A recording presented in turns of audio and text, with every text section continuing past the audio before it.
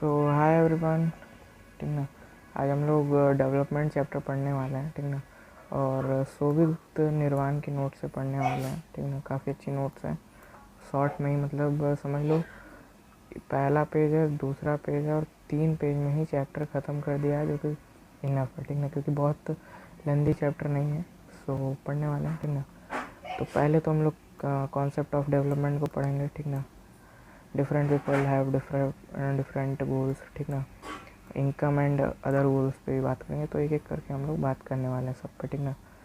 फिर कंपैरिजन भी करेंगे, फिर और क्या क्या क्राइटेरिया होते हैं कंपेयर करने के, ठीक ना। पब्लिक फैसिलिटी के बारे में बात करेंगे, ह्यूमन डेवलपमेंट रिपोर्ट के बारे में बात करेंगे, और ये भी काफ़ी इंपॉर्टेंट टॉपिक है, ठीक ना, सस्टेनेबिलिटी ऑफ डेवलपमेंट, ठीक ना। तो शुरू करते हैं, ठीक ना। Development is the process of growing and becoming better, ठीक ना। अब डेवलपमेंट क्या है? वही है कि अपने आप को कैसे मतलब और ज़्यादा ग्रो करें और बेटर हों, ठीक ना। उसी को एक कह सकते हैं डेवलपमेंट है, ठीक ना। और different people have different goals, ठीक ना। अब सबका अपना अपना गोल है, ठीक ना। सबका अपना अपना, जैसे आपका गोल है क्लास 10th में अच्छा नंबर लाना, ठीक है। हमारा तो वही गोल है भाई, पढ़ाई के लिए।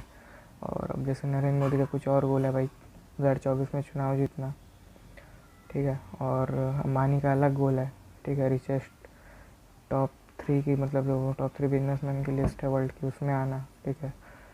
और सबका अपना, योगी जी का अलग गोल है, ठीक है। तो ऐसे ही people seek things that are most important for them, that is that which can fulfill their aspiration or desire. What may be development for one may not be development for another. अब ऐसा भी हो सकता है कि किसी के लिए कोई डेवलपमेंट हो, मतलब सही हो, बट किसी के लिए वो चीज़ डेवलपमेंट नहीं हो. This can be understood by the following example. To get more electricity, an industrialist may want more dams. But this may submerge the land and disrupt the lives of people who are displaced, such as tribes. अब जैसे मान लो, ठीक है, अब electricity के लिए भाई dam बनाया जा रहा है, ठीक ना। तो जिसकी ज़मीन जा रही होगी उसमें, ठीक ना, तो उसका तो भाई उसको शिफ्ट होना पड़ेगा, तो उसके लिए तो नुकसान है ना। बट अब जैसे मान लो इलेक्ट्रिसिटी के लिए डैम हो रहा है, तो इलेक्ट्रिसिटी तो गाँव वालों को भी मिलेगी भाई, किसी जिसको इलेक्ट्रिसिटी मिल रही है उसका फ़ायदा हो जा रहा है, ठीक ना। तो वही चीज़ है, फ़ायदा इलेक्ट्रिसिटी फॉर टाउन पीपल, और नुकसान किसका हो रहा है? जिनको हटाया जा रहा है, जैसे मान लो ट्राइब्स हैं, तो उनका नुकसान हो रहा है। Income and other goals. अब हम लोग का जैसे बस इनकम ही तो एक चीज़ नहीं है कि बस हम लोग को मतलब इनकम हो जा रहा है तो फिर हम लोग का डेवलपमेंट हो जा रहा है। हमें तो और भी चीज़ें से मतलब है ना। जैसे मान लो a person have 2 types of development goals, ठीक ना। जैसे मान लो एक मटेरियल थिंग्स, एक नॉन मटेरियल थिंग्स, ठीक है। जैसे मटेरियल थिंग्स में आ जाते हैं आपके मनी, ठीक ना, कार, हाउस और बाकी अदर चीज़ें भी जैसे। और नॉन मटेरियल थिंग्स में क्या है? फ्रीडम है भाई, फ्रेंड्स, ठीक ना, इक्वलिटी मिले आपको, ठीक ना, भेदभाव ना हो आपके साथ, मतलब रिस्पेक्ट आपको मिले, ठीक ना। अब ये भी तो चाहते हो बस पैसा मिल जाएगा और मान लो रिस्पेक्ट नहीं है, ठीक है, आपके साथ भेदभाव भी होता है भाई, ठीक है। अब भेदभाव किसी भी आधार पे हो सकता है, जातीय के आधार पे भी हो सकता है, ठीक ना, या किसी और चीज़ के भी हो सकता है, गोरे काले की वजह से भी हो सकता है, ठीक ना। तो both material and non material things are equally important, और we can say that for development people look at mix of goal, ठीक ना। तो हम लोग ये कह सकते हैं कि हाँ भाई, जो लोग होते हैं वो दोनों ही टाइप के गोल को चाहते हैं, ठीक ना। दोनों ही लोगों का, सबका मतलब 2 टाइप का गोल होता है, material things and non material things, ठीक ना। दोनों ही इम्पॉर्टेंट है, ठीक ना। तो comparing development of different countries और स्टेट्स, ठीक है। तो ठीक है, कंपैरिजन भी कैसे करते हैं भाई, ठीक ना। मतलब अगर हम लोग को किसी को देखना है कि कोई कंट्री की डेवलप्ड है या ये नहीं, मान लो ये कंट्री 1 है, ठीक ना, और ये कंट्री 2 है, तो इनके बीच में कौन ज़्यादा डेवलप है? ये डेवलप है, ये डेवलप है, कैसे आखिर पता करेंगे कि कौन सी कंट्री डेवलप है? कैसे पता चलता है, ठीक ना। तो एक तो होता है भाई कंपैरिजन थ्रू नेशनल इनकम, ठीक ना। नेशनल इनकम पे मतलब जैसे मान लो total income of a country, मतलब जैसे टोटल इनकम ऑफ कंट्री मतलब जैसे जितने लोग कमा रहे हैं सबकी कमाई जोड़ दो, ठीक ना, तो वही हो जाता है टोटल इनकम ऑफ कंट्री, ठीक ना। तो उसके आधार पे ठीक है। तो comparing and their income is considered to be one of the most important attribute. Countries with higher income are more developed than other countries, as more income means more of all things that a human being need, ठीक ना। But we compare countries with average income, also known as per capita income, ठीक है, and not total income, because different countries have different population. अब इससे थोड़ी ना पता चल जाएगा, मान लो नेपाल है, ठीक है, उनकी उनकी आबादी क्या है, तो उस हिसाब से अगर आप इंडिया और नेपाल का करोगे तो फिर जाहिर सी बात है, ठीक ना, कि इंडिया बड़ी कंट्री, पॉपुलेशन भी इतनी ज़्यादा है, तो उस हिसाब से तो फिर, बट डेवलपमेंट का मतलब डेवलप्ड कंट्री है, इसे आप ऐसे थोड़ी ना कह सकते हो, ठीक ना। अदर चीज़ें भी देखी जानी चाहिए और सही से। तो हम लोग पर कैपिटा इनकम और कुछ नहीं, जैसे एवरेज इनकम को ही हम लोग पर कैपिटा इनकम भी कहते हैं, ठीक ना। और हम लोग कंपेयर करते हैं कभी भी इनकम वाले क्राइटेरिया, मतलब पैसे वैसे तो देख के, तो हम लोग एवरेज इनकम ही निकालते हैं। जो टोटल इनकम ऑफ कंट्री में तो नहीं सही है, तो उसमें मान लो कोई एक बंदा कितना कमा रहा होगा, ठीक ना। अब ये कैसे टोटल आपको हो सकता है बहुत कुछ पता नहीं चले, ठीक ना। तो हम लोग एक एवरेज निकालते हैं, हाँ भाई, ठीक है, कौन कितना कमा रहा है वो भी तो मैटर करता है। एक बंदा मान लो एवरेज क्या है, ठीक है ना, तो टोटल इनकम ऑफ कंट्री, ठीक है, निकलता कैसे, इसको कैलकुलेट कैसे करते हैं। तो जितनी भी आ रही है, मतलब प्लस करने पे जितनी भी इनकम आ रही है, ठीक ना, उसको ऊपर लिख देना है, और नीचे क्या लिखना है, जितनी भी कंट्री की पॉपुलेशन हो, ठीक ना। तो इससे एक एवरेज निकल के आ जाएगा कि हाँ हर एक बंदा इतना कमा रहा होगा। तो world bank compares country on the basis of their per capita. अब एक वर्ल्ड बैंक जो है वो कंट्री कंपेयर करता है कंट्री को, वो किस बेसिस पे, पर कैपिटा इनकम, यानी एवरेज इनकम के बेसिस पे, ठीक ना। कंट्रीज़ विथ, ये भाई ये इंपॉर्टेंट चीज़ है, ठीक ना, इससे एमसीक्यू पूछ सकता है, बहुत चांस है, ठीक ना। तो इसको तो मतलब रट्टा मारने वाली बात हो गई। कंट्रीज़ विथ पर कैपिटा इनकम ऑफ डॉलर, ठीक ना, 12,000, ठीक ना, ये देख लो 12,056 पर एनम एंड अबव, ठीक है, मतलब इतना या इससे ज़्यादा, ठीक ना। और कंट्रीज़ विथ पर कैपिटा, मतलब ये सब रिच कंट्री हैं, ठीक ना, जो इस अगर इससे ज़्यादा होगा तो, ठीक ना। कंट्रीज़ विथ पर कैपिटा इनकम ऑफ, ठीक है, पर कैपिटा इनकम ऑफ, जिनका पर कैपिटा इनकम डॉलर 955 है और या फिर उससे कम है, वो तो लो इनकम कंट्रीज़ हैं, ठीक ना। जैसे इसमें रिच कंट्री बोल रहे तो इसको पुअर कंट्री नहीं बोल सकते, इसको बोल देंगे लो इनकम कंट्रीज़, ठीक ना। अच्छा इंडिया क्या है, मतलब, ठीक ना, इंडिया क्या है, तो India has per capita income of, देख लो डॉलर, ठीक है, 1820 in 2017 and is considered as low middle income countries, क्योंकि देखो ये इससे तो ज़्यादा है, इससे तो ज़्यादा है भाई, ठीक ना, बट इससे तो कम है ना, इससे तो कम है, ठीक ना। फिर तो ये हम लोग की जो कंट्री है वो लो मिडल कंट्री है, ठीक है, लो मिडल इनकम कंट्री, ठीक ना, इनकम। रिच कंट्री को तो आप डायरेक्ट बोल दो यहाँ रिच है, ठीक है, बस इसको मतलब कंट्री को पुअर नहीं, इसको लो इनकम, ऐसा मतलब लो इनकम कंट्रीज, और इसको लो मिडल इनकम कंट्रीज, ठीक है, यहाँ पे रहना चाहिए।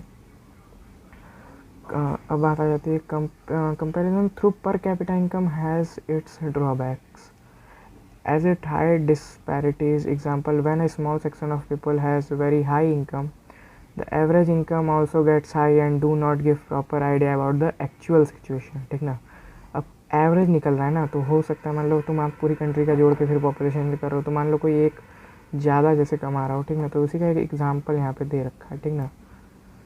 यहाँ पे एग्जाम्पल दे रखा है, assume both countries have only 5%, मतलब ये मान लो ये कंट्री एक्स है कंट्री वाई, ठीक ना, इसके इन दोनों के ही मतलब ये हैं, देखो 5 हैं, ठीक ना, 5 ही पर्सन है। We can see both country have average income और पर कैपिटा इनकम ऑफ, ठीक है, देख लो भाई, पर कैपिटा इनकम ऑफ ₹9,000, ठीक है, पर कैपिटा इनकम जब आप एवरेज इन सब का निकाल रहे हो तो पर कैपिटा इनकम, ठीक ना। But country X is better than country Y, ठीक ना। अब तुम सोचो क्यों है भाई, क्यों जो है, ठीक है, आखिर पर कैपिटा इनकम तो दोनों का इक्वल है, तो उस हिसाब से तो इक्वल होनी चाहिए, बट एक्स इज़ बेटर क्यों, मतलब ये एक्स जो है बढ़िया क्यों है कंपेयर टू वाई, क्योंकि देखो इसमें हर एक बंदे का इक्वली लगभग लगभग कमा रहे हैं, ठीक ना। देखो ये सब इक्वल कमा रहे हैं, ठीक ना, लगभग लगभग सबका ही ज़्यादा अंतर नहीं है, ठीक ना। बट यहाँ पे आप देखो कोई मतलब सभी लगभग यहाँ पे 500 कमा रहे हैं, बट एक बंदा डायरेक्ट देखो कितना कमा ले रहा है, ठीक है। एक बंदा देखो आप कितना कमा रहा है, ठीक ना। तो ये चीज़ देखने वाली बात है। तो इस हिसाब से आप खुद सोचो कि डेवलप्ड कंट्री कौन है कि जो मतलब हर एक इंसान अच्छे से कमा रहा है ना, ठीक ना। तो आप किस कंट्री में मतलब रहना चाहोगे? अब जाहिर सी बात है, आप कंट्री अगर आपको चाहो कि आपको किस कंट्री में रहना है तो आप कंट्री एक्स में रहना चाहोगे, ठीक है। तो अब अदर क्राइटेरिया क्योंकि बस आप इसके आधार पर जब आप नहीं कह सकते ना, क्योंकि आप सब एक आदमी की तो अलग भी चीज़ें हो सकती हैं, ज़रूरत किसी भी इंसान की अलग भी तो नीड्स होती हैं। जैसे मान लो इन्फेंट मोर्टिलिटी रेट, ठीक ना, IMR, number of children that die before the age of 1 year in proportion of 1000 life children born. एक साल में मतलब जितने बच्चे पैदा हो रहे हैं 1000 में कितने उसमें मर जा रहे हैं, ठीक ना, उसका मतलब रहता है, ठीक ना। और लिटरेसी रेट क्या होता है, ठीक ना, literacy the proportion of literate population in the 7 and above age group, ठीक ना। तो क्या उसका मतलब literate population in the 7 and above age group क्या है, ठीक ना, प्रोपोर्शन क्या है उसका, ठीक है। Net attendance ratio, total number of children of age group 14 and 15 years attending school as percentage of total number of children in the same age group, ठीक ना। तो आपने फिर और लाइफ एक्सपेक्टेंसी, ठीक ना, average expected length of life of a person, मतलब एक इंसान की कितनी औसतन आयु हो सकती है, ठीक ना, उसकी एक क्या हो सकती है एवरेज, ठीक ना। और बॉडी मास इंडेक्स, ठीक ना। Internationally, a standard known as body mass index is used to determine whether an adult person is undernourished or not, ठीक ना। तो कैसे इसको मतलब निकालते हैं, ठीक ना, किसी का आप अपना कैसे कैलकुलेट कर सकते हो आप चाहो तो आपका जो वेट है उसको केजी में ले लेना ऊपर की तरफ, और अपॉन में हाइट का आप लोग को स्क्वायर कर देना है, स्क्वायर लगाना भूलना मत आपकी जितने, और मीटर में आपको मीटर में हाइट का मतलब फिर जो भी जितना में मीटर हो उसका फिर स्क्वायर कर देना, ठीक है। बट मीटर में, ये नहीं कि ठीक ना सेंटीमीटर में मत करना, मीटर में। और तो जैसे मान लो अगर BMI जो है, ठीक ना, लेस देन है इस 18.5 के, तो आप अंडर नरिश्ड, ठीक ना। और अगर मान लो 18.5 से ज़्यादा है और 25 से कम है, मतलब मिडल में है, देन आप नॉर्मल हो। बट अगर आपका BMI निकल के आता है 25 से भी ज़्यादा, देन आप ओवर वेट हो, ठीक ना। This standard is not applicable for growing children, ठीक ना। अब ये ग्रोइंग चिल्ड्रन के लिए एप्लीकेबल नहीं होता है, ठीक है। और यहाँ पे देखो, अब यहाँ पे कंपैरिजन करके एक एग्जांपल है, ठीक ना, एग्जांपल भी है। स्टेट दे रखा है पंजाब, केरला, बिहार।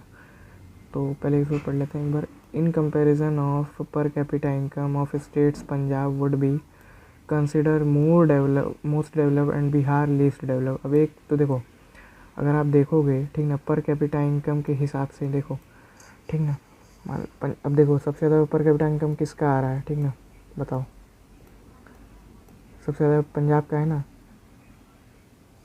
तो क्या हम लोग इसको मतलब सबसे ज़्यादा डेवलप पंजाब को कह दें, अदर फैक्टर ना देखें? तो नहीं, हम लोग अगर अदर फैक्टर भी देखेंगे, और देखो सबसे कम, हालांकि देखो बिहार का है पर कैपिटा, बहुत कम है।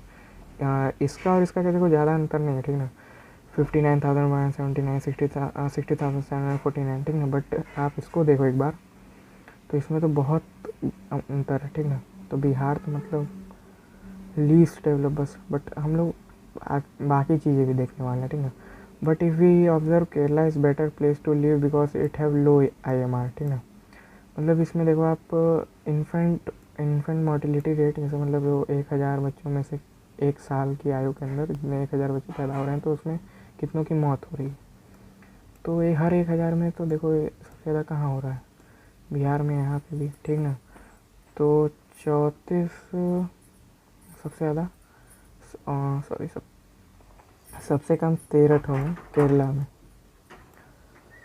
और बिहार में सबसे ज़्यादा है। मतलब इस हिसाब से केरला यहाँ पे डेवलप्ड हो गया, बिहार यहाँ पे लीस्ट डेवलप्ड। और ये पंजाब मतलब मिडल में है, ठीक है, बट ये भी इसका भी बहुत बेकार है, ठीक है, बट केरला का इस मैटर में काफ़ी सही है। और this source decides income all other goals are equally, मतलब इसके मतलब कहता है कि आप बस इनकम के बेसिस पे आप नहीं कह सकते। जैसे यहाँ लिटरेसी रेट कौन ज़्यादा पढ़ा लिखा है, ठीक ना, 2001 का अलग है, 2011 का अलग है, ठीक है। तो अब देखो 2011 का हम लोग देखते हैं, ठीक है, तो लिटरेसी रेट क्या है, पंजाब का लिटरेसी रेट क्या है, देखो आप, सबसे ज़्यादा लिटरेसी रेट यहाँ का है, केरला का, यानी केरला में लोग ज़्यादा पढ़े लिखे हैं, ठीक ना। और बिहार में क्या है, तो बिहार का, यहाँ पे भी बिहार बेकार है, ठीक है। और 2001 में देखोगे तो यहाँ पे तब भी 91%, यानी सबसे ज़्यादा पढ़े लिखे लोग केरला में हैं। और पंजाब में भी 70% है, बट बिहार में 47% कम है। और नेट अटेंडेंस रेशियो, ठीक है, मतलब कितने कितने बजे स्कूल जाते हैं,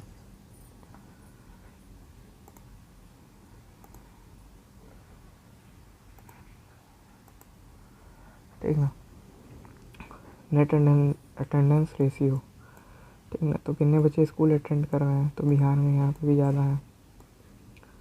तो कुल मिला के हम लोग नोटिस किया होगा, हम लोग 3 तरह का चीज़ क्राइटेरिया देखते हैं। एक तो देखो पैसे से रिलेटेड है, ठीक ना, पैसे से पर कैपिटा, ठीक ना, और इन्फेंट मोर्टेलिटी रेट, ठीक ना, तो ये मतलब पढ़ाई से, अरे सॉरी, हेल्थ से रिलेटेड है, ठीक ना, और लिटरेसी रेट पढ़ाई से रिलेटेड, अटेंडेंस रेट ये भी देखो, तो कितने बच्चे स्कूल जा रहे हैं 14 से 15 साल के, तो मतलब ये भी एजुकेशन से रिलेटेड ही है, पढ़ाई से। और लाइफ एक्सपेक्टेंसी ये तो हेल्थ से है, और BMI भी हेल्थ से, मतलब 3 क्राइटेरिया हम लोग मुख्य रखे हैं, एजुकेशन, और उसके बाद मतलब पर कैपिटा इनकम, एजुकेशन और हेल्थ, ये 3 क्राइटेरिया, ठीक ना। पब्लिक फैसिलिटीज़, ठीक ना, money in your pocket cannot buy all other goods and services that you may need to live. Example pollution free environment, protection from D. अब मान लो आपके area में आप कोई बहुत अमीर है, ठीक है, या मान लो आप ही अमीर हो, तो क्या आप कर लोगे कि मतलब आपके पास बहुत पैसा है, ठीक ना, बट क्या आप चाहो अकेले चाह रहे हो आपकी पॉल्यूशन फ्री इन्वायरमेंट हो जाए, ठीक है, तो क्या आप कर लोगे ऐसा? बिल्कुल नहीं कर पाओगे। उसके लिए सबका मतलब सब चाहेंगे तो ही हो पाएगा ये सब चीज़ें, ठीक ना। और तो मतलब आपके एक अकेले के चाहने से कुछ नहीं होने वाला, भले से आपके पास कितना भी पैसा हो। तो public facilities by government is the cheapest and best way to provide this goods and services collectively. तो पब्लिक फैसिलिटीज़ हमको प्रोवाइड कौन करता है? तो गवर्नमेंट करती है, तो वो चीपेस्ट, ठीक ना। और मतलब काफ़ी मतलब जैसे पब्लिक फैसिलिटीज, आपको स्कूल जाना है, ठीक ना, तो आप अपने के लिए थोड़ी ना एक स्कूल खुलवा लोगे, ठीक ना। तो वो तो जैसे मान लो सरकार खुलवा रही है, ठीक ना, अब आजकल तो हालांकि प्राइवेट में भी होते हैं, बट आपको कम पैसे में चाहिए तो फिर सरकार ही स्कूल है। अब आपको अकेले पढ़ना है तो आप स्कूल तो खुलवा थोड़ी ना दोगे। तो वो चीज़ है, ठीक है। And best way to provide this goods and services collectively. Kerala is a better place to live, और केरला हैव लो IMR, ठीक ना। तो क्यों है भाई? It have better public distribution system so everyone gets food and his. तो वहाँ की सरकार देखो काफ़ी ज़्यादा मतलब आगे है, ठीक ना, हर चीज़। They have adequate provision of basic health facilities, ठीक है, so people get treated properly.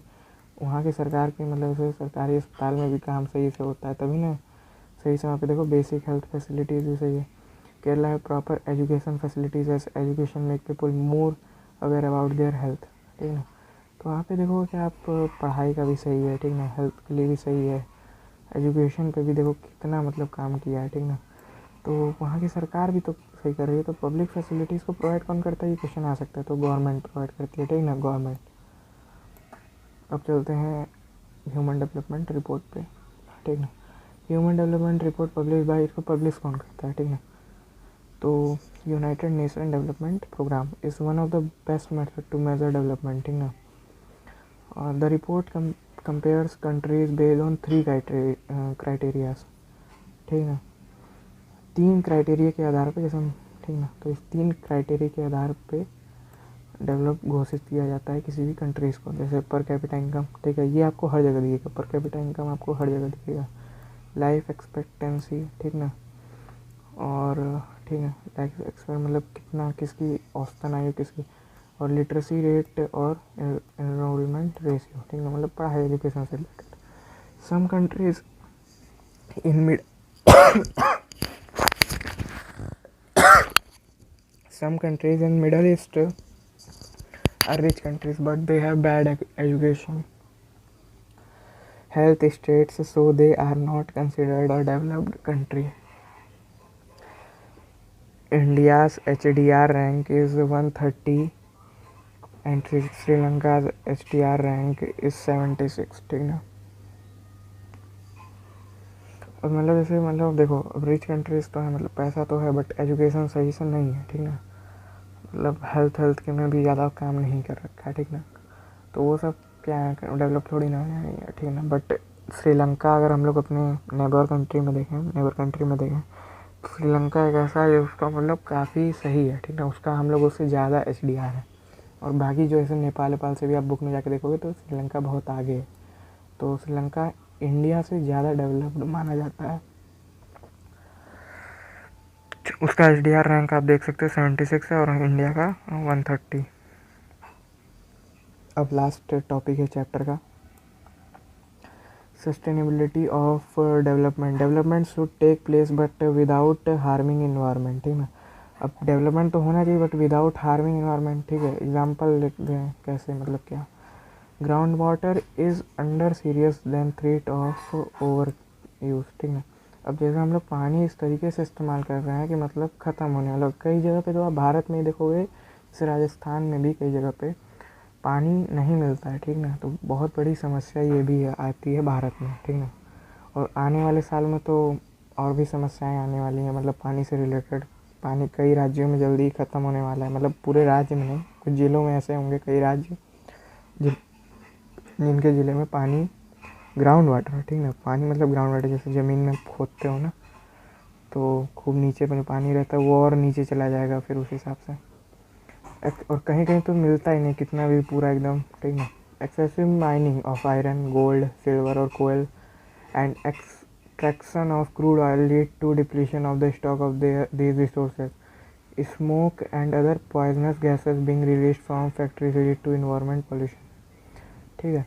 तो जिस तरीके से मान लो हम लोग क्रूड ऑयल का इस्तेमाल कर रहे हैं, ठीक ना, तो ये सब कहाँ है, जैसे मान लो आयरन, गोल्ड, सिल्वर, कोयल, ये लोग इतनी जल्दी नहीं मिलते हैं ना, ये सब नॉन रीन्यूएबल रिसोर्स है, ठीक ना। तो ये सब रीन्यू थोड़ी ना हो जाएंगे, ठीक ना। रीन्यूएबल रिसोर्स जैसे आप ट्री हो गए, ये सब तो काटोगे तो फिर होते हैं, ठीक ना। बट ये सब आप अगर इतनी स्पीड से ख़त्म कर रहे हैं, जब ख़त्म हो जाएंगे तो फिर क्या करेंगे, फिर क्या होगा। क्रूड ऑयल भी आपकी बुक में दिया है, ये भी बहुत तेज़ी से हम लोग यूज़ कर रहे हैं, ठीक ना। और इसका फिर एक समय आएगा कि डिप्लीट हो जाएगा।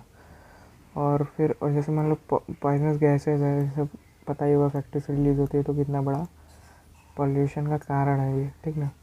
Problems of water and air pollution are affecting the living of people and will affect lifes of future generation also. अब ज़्यादा पॉल्यूशन फैलेगा तो जाहिर सी बात है कि बीमारियाँ भी फैलेंगी, ठीक ना। तो देख लेना, ठीक है। Under globalisation particularly after 1990, the farmers in India have been exposed to new challenges such as competition with other international countries, ठीक ना। तो अंडर ग्लोबलाइजेशन, ठीक ना, ग्लोबलाइजेशन अभी आने वाले चैप्टर में हालांकि पढ़ना है, ठीक है, 4th चैप्टर इकोनॉमिक्स। तो particularly after 1990 the farmers in India have been exposed to new challenges। उस समय जब हम लोग भारत में, ठीक ना, 1990 में, ठीक ना, ग्लोबलाइजेशन में मतलब उस समय हम लोग में बाहर से कोई कंपनी आके काम नहीं करती थी, ठीक ना। अभी ग्लोबलाइजेशन आपको पता नहीं होगा क्योंकि 4th चैप्टर अभी पढ़ा नहीं है, ठीक ना। तो ज़्यादा डीप में तो इसको मैं समझा नहीं पाऊँगा, बट 4th चैप्टर में आपको ग्लोबलाइजेशन के बारे में पढ़ना है। ग्लोबलाइजेशन क्या होता है, मतलब इतना समझ लो कि बाहर से कंट्री आके काम कर, जैसे डोमिनोज़ क्या है, डोमिनोज़, KFC, फोर्ड अभी देखो जैसे चली गई, ठीक है। तो अब जो भारत के किसान थे उनको कंपटीशन करना था उनसे, ठीक ना, उनसे आगे निकलना था कि जैसे अगर वो सब आ जाते हैं तो फिर मतलब जैसे चाइना ही है, ठीक ना, वो आ रही है तो उसकी कोई कंपनी आ रही है तो उससे फिर मतलब, हालांकि वो सब लोकल माल है, ठीक ना। मान लो अमेरिका से कोई कंपनी आ रही है तो इंडिया में कैसे, जैसे टाटा है और वहाँ पे मान लो कोई भी अमेरिकन कंपनी लोग आ रही है, तो जैसे टाटा के लिए एक चैलेंजेस है कैसे बेचे, तो वैसे ही यहाँ के मतलब भारत के फार्मर्स पे भी ये चैलेंज था कि हमारा सामान कैसे बिके, ठीक ना। तो कोई दूसरी कंपनी आके वहाँ पे मतलब एक कंपटीशन बन गया था, ठीक ना। तो इससे ज़्यादा क्वेश्चन नहीं आएगा। इंपॉर्टेंट टॉपिक्स क्या क्या हैं, जैसे क्वेश्चन बहुत ज़्यादा बनेगा। तो ह्यूमन डेवलपमेंट रिपोर्ट से, ठीक है। और बोर्ड में से MCQ इस चैप्टर से बहुत आता है। आपको लेंदी क्वेश्चन जो 4-5 नंबर का रहता है, ठीक ना, वो नहीं पूछने को मिलता है बार बार, ठीक है, देखने को मिला ऐसा। MCQ बहुत आता है। तो MCQ आपका इंपॉर्टेंट कौन कौन से टॉपिक्स हैं वो बता देता हूँ, ठीक ना। उसको एक बार अच्छे से, जैसे आपसे इनकम एंड अदर गोल्स पे भी पूछ सकता है क्वेश्चन, और इस पे भी पूछ सकता है comparing development of different countries and states, ठीक है। कंपेरिजन थ्रू पर कैपिटा इनकम और अदर क्या क्या क्राइटेरिया है, इसको एक बार आप पढ़ लीजिएगा, ठीक है। और हाँ, ये वाला तो जो था इसको आप रख लेना, ये तो इसका MCQ में पूछने का चांस ज़्यादा रहता है। तो ये था शोभित निर्वाण का नोट, ठीक है। आप लिंक दे दूँगा, डाउनलोड कर लेना। और नोट के बाद आपको काफ़ी इंपॉर्टेंट क्वेश्चंस भी देखने को मिलेंगे प्रीवियस ईयर के, ठीक है। तो ठीक है, पूरा यही है। और SST में ज़्यादा घुमा के क्वेश्चन नहीं आने वाला, बहुत ही इजी क्वेश्चन आएगा। आप इस नोट को भी पढ़ सकते हो, काफ़ी कम में 3 पेज में मात्र पूरा पढ़ा दिया है इन्होंने, मतलब आपको समझ में आ जाएगा क्या था। आप तो फिर और NCERT के जो पीछे जो एक्सरसाइज हैं, ठीक है, NCERT के पीछे जो लास्ट में क्वेश्चन रहता है उसको ज़रूर करके जाना। कई बार रिपीट वही हो जाता है, मतलब डायरेक्ट उठ के आ जाता है, ठीक है। तो थैंक्स लास्ट तक बने रहने के लिए, थैंक यू।